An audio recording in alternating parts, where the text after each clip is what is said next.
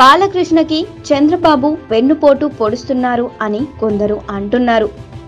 బాలకృష్ణ ప్రస్తుతం హిందూపురంలో ఎమ్మెల్యే పోస్టులో ఉన్నారు.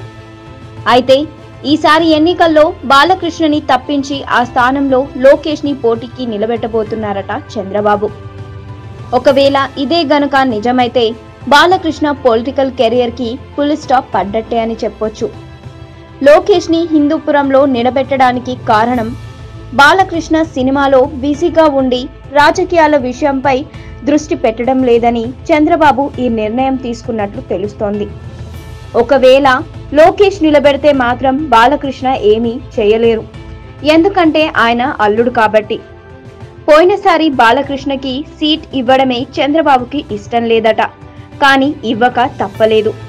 కానీ ఈసారైతే నో ఛాన్స్ అని టీడీపీ కార్యకర్తలు అంటున్నారు. అల్లుడు లోకేష్ పేరు చెప్పగానే బాలకృష్ణ తప్పుకుంటారు. అదే వేరే ఎవరైనా పోటీ చేస్తే బాలయ్య వ్యతిరేకిస్తారు. కానీ ఇప్పుడు ఏం చెయ్యలేరు బాలకృష్ణ అని అందరూ అభిప్రాయపడుతున్నారు.